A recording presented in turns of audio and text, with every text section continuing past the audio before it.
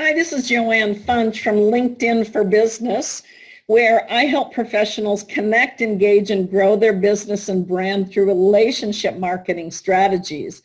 And today's LinkedIn success story is really all about how a content and an engagement strategy highlighted my guest credibility, which turned into some quality business leads.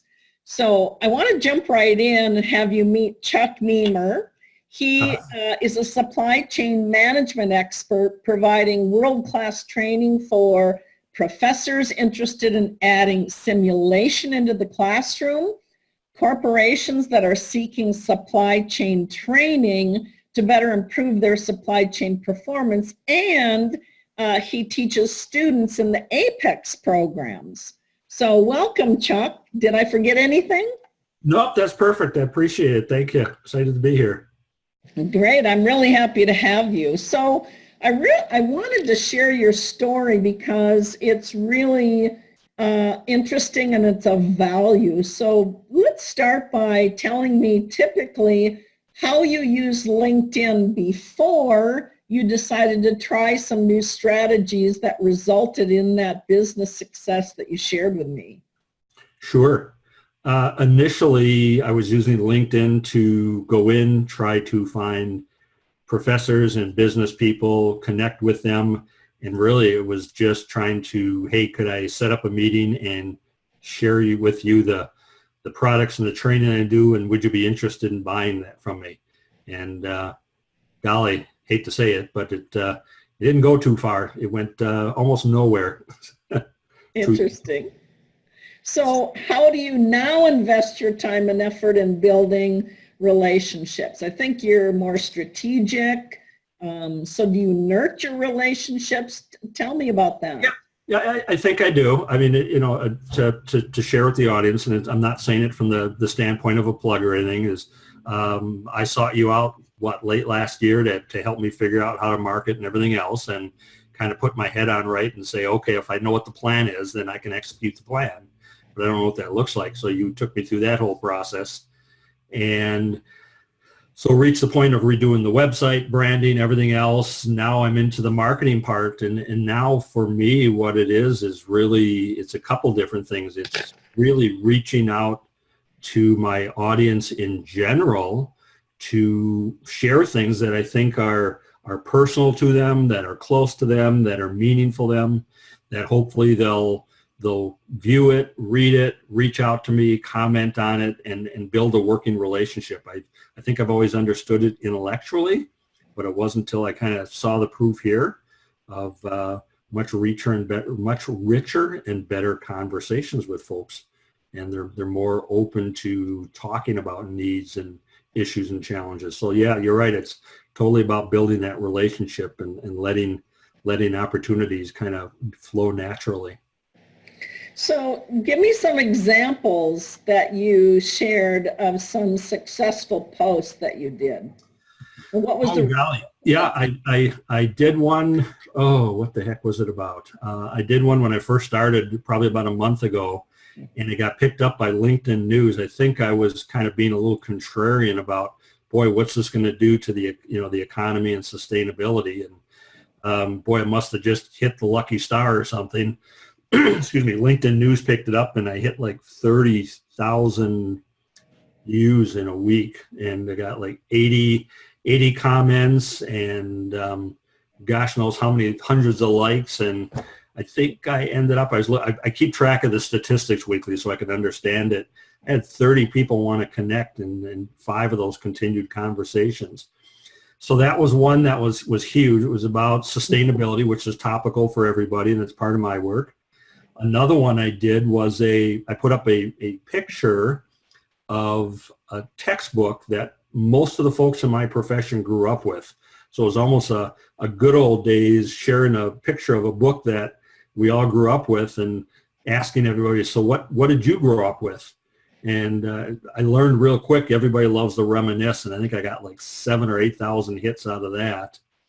And then I did one on what happens if cars go away, which was interesting, got 3,000 to 4,000 hits. So it was something that's just kind of that personal, close, everybody's got an attachment to, and really gets the conversations going. So. That's great. So how has it helped your business? Oh my goodness. I mean, and again, rattling off statistics because I'm a numbers geek and I keep track of it. When I first started, probably getting about 10,000 views a week and very little pushes to my website and maybe a contact. Now after 3 or 4 weeks, it's almost doubling hits. I'm up to about 18,000. Just this last week, I looked at it, about 8% of what people are viewing are heading over to the website to find out more. And now in the last week, this last week, I had 4 folks get a hold of me, probably because of that topic interest. Been part of it for a couple of weeks. They're saying, hey, I'm interested in this. Can you tell me more? Do you do this? Could you put a quote together? And you're right. Everything you're talking about, it's kind of happening. It's been a bunch of work, but it's been a good one. So what is your advice or strategy on how to build, and more importantly, these digital relationships these days? Oh, golly. I'm going to make a note so I don't forget the 2 parts to this answer here. From a personal standpoint, it's been trying to get into the habit to do this consistently, which has been a real challenge. And the other part has also been making sure that I recognize that this is kind of a long game thing. This isn't going to happen overnight. I think on the other side with the folks that reach out to me, I respond within 24 hours. I don't take for granted the fact that they reached out to me, but getting back to them in 24 hours, making sure I understand what they're looking for, making sure I give them multiple options to find what they need. And at the same time, reach out to them and try to connect on LinkedIn so we can kind of continue that relationship. Because I love reading what other people post. And I figured I'd done the same thing in turn also. Right. So, I mean, people reached out to you initially on LinkedIn. I mean, they saw your post, they reached out to you either with a comment, I'm assuming is what you told me, a lot of comments on your posts. And so you're building awareness for yourself. Yeah, and it was the intent to really I wasn't trying to be an expert or anything as much as I think I grew up in a household where we all went to grandma's house on a Sunday and we kind of solved the world's problems over lunch. So I always like a good discussion, a good argument. And to me, it's half the fun is exploring, poking at things with people and kind of that tell me more, not just the I agree type comment, but love to hear what people are thinking, look at it differently, and just solve the world's problem over a LinkedIn conversation, I guess, instead of lunch. Yeah, isn't that interesting? I mean, the world's gone digital, right? And so that's why I ask you, it's difficult. People find it difficult to nurture their digital relationships. But, the world is global and you do business nationally. And so, you're reaching out to people all over the country all the time. Yeah. Well, and what's interesting now is I went back and looked at my LinkedIn statistics. I'm not sure if that's because when I first used LinkedIn, most of my contacts were here in the U.S., but I'm seeing more and more overseas people are reaching out and wanting to contact from the Europe and, well, actually more Southeast Asia and the whole Pakistan, India area around Southeast Asia is where most of the reach outs are coming from. And what's interesting also is looking, just kind of squiggles on the side of a piece of paper, looking at what year they graduated school and that kind of stuff and where they're at. Majority of them are folks that are in their 20s and 30s, which again was something I had hoped for because, and I don't mind saying it, I turned 60, still going to keep going at it, but my future is that audience. And so to see them resonate and be able to answer questions and have conversations, this helps me sustain my business down the road. So are a lot of those Apex students, they're in supply chain? They're in supply chain. They're not part of Apex, but they're in supply chain careers. They've graduated within the last, whether it's master's or bachelor's degree. They've graduated in probably the last 3 to 5 years. So they're moving into that decision-making role. And those are the folks down the road for me. So you definitely are attracting your ideal audience, what I hear you saying. I'm starting to see that, yes. So do you research your prospects online before you connect with them offline to learn about both personal and professional I don't know if you aspects? saw me put my hand in front of my face there, but no, that's one of the things I have to start learning too, is I usually do that after I get a contact from somebody or I see an interesting comment. I'll respond, I'll look them up first and then I'll respond. So it's a chance to know their background and what they interest, but that's certainly something else I need to learn too. I think it's interesting. You mentioned to me also that your peers have reached out to you and said that they're impressed with your activity on LinkedIn. That's pretty interesting. Yes, I've had 2 or 3 people. I've known them professionally over the years, so I mean, there's some familiarity there. But to have people say, you know what, I'm seeing that your name pop up more often, and what I'm seeing is interesting to read. It's the latter that's got me more excited, because I can remember postings. I've seen some people that, and I probably post more each day than I need to initially, but I'm trying to understand what works where and how and all that stuff. But I can remember seeing people that would post 15 solicitations a day and they're in 10 different businesses, and I'd see their name and I'd go, oh, I see them and I'm just sick of reading their stuff. And so I blow right by it. And I think that's something that's always been scary for me. So trying to make it engaging has been important. And to hear that second comment from them, more than just your name pop up, but to say, yeah, we're engaged with what you're putting out there, really cool. So really what I hear you doing is you really are positioning yourself, as an authority in your supply chain field.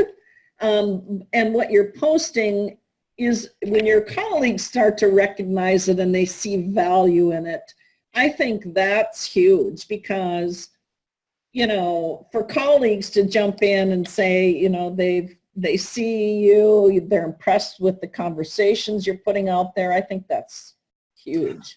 Yeah, well, definitely. Yeah, I'm excited by it. I'm humbled by it too at the same time. I think I'm not trying to go out there and, kind of like burst my buttons out there and look at me and, cool, as much as I'm excited more. And I think that's because from a leadership style, I come more out of the servant leader mentality, to be able to share things that people can find value and use back at work or get them thinking and get recognized as a leader because of that, I think is actually more exciting for me. I totally agree with you. I think you're right on about that. Well, listen, I want to respect your time. And so lastly, to wrap this up, I believe that your network equals your net worth, and that relationships equal opportunities. So is there any advice you'd like to share on how you build a trusted network of professional relationships, things that you maybe have learned recently that you could share? Sure. Yeah, and some of them are kind of reaffirmations of what came out in our conversation. Part of it for me is when I'm posting something, I'm in that mentality that says, how can I serve you? How can I help you? I learned early on, if I can help somebody fix a problem, save money, make money, they're always going to listen. So I'm always in that servant role, so to speak. I think the bigger ahas for me, try and get into that habit. If I don't do this first thing in the morning, do all my postings, and I let the day take me over, I'm in trouble. I'll never get back to it. So it's getting in that habit of, in my case, I'm a morning person, so getting up early and taking care of it and doing my reading, my posting, my articles. And then, something that you've pushed me on to not lose sight of is that whole idea of, this isn't about short-term gains, Chucks, or gains. This is all about, this is a long-term thing. And so you got to be thinking long-term game. And that's helped me have faith in it and not get discouraged real quick. I think that's really huge. The consistency, which you mentioned, You know, just being consistent and knowing it's long term, it does pay off. And for you, it's paying off in the short term, which is fabulous. I mean, I really commend what you've been doing. You've been doing a great job. Well, and I would add also, just to, you know, I'm guessing part of the audience this could reach is folks that are trainers like me. We always worry about, if I'm working, I'm not marketing. If I'm marketing, I'm not working. So that 1 hour a day, every day, is for 6 months down the road. So if I don't do it now, I'm hurting myself 6 months down the road. And that's the other thing I've got to kind of not lose sight of. Well, and I think you're really positioning yourself as the authority that you are. I mean, my goodness, I mean, you've been in supply chain how many years? I've been in 38 years. In fact, I was just talking to my wife in the car the other day that, oh my gosh, if I go till 70, I'll have been 52 years doing this. And Right. So you are an authority. I just think I used to kid you and say, you know, you're kind of a best kept secret. But you know, I think what you've been putting out there proves, particularly when your colleagues are joining in your posts, that you are a credible authority in the supply chain, both management and training. So congratulations, Chuck, on your success, and I hope you continue, and I hope you'll keep providing me with your updates in terms of any new successes. I really congratulate you that LinkedIn picked up your article to post in their news. That's a big deal. It doesn't happen to a lot of people. So the first week too of doing this, so it's like the person that wins $100 on the lottery in the first week, and now I'm hooked on doing all this stuff. Exactly, right? We all need successes, right, to keep bolstering us to move forward, and that was a big one. I mean, Yep. that was a big one. Congratulations on that, because I can assure you they're very careful about scrutinizing content before they're going to actually repost it on LinkedIn. So in LinkedIn news. So that's a big deal, and I congratulate you on that. Yeah, that was exciting. It was that was probably the first aha that really struck home about it's got to be something that resonates with people and is personal. Well, and you hit it on the head, and you know, you got 30,000 views on that post. That says a lot. So keep up the great work, Chuck. Keep me posted on your continued success, and I really thank you for spending some time with me today. Certainly, I promise to keep you in the loop. Definitely. Sounds great. Thank you.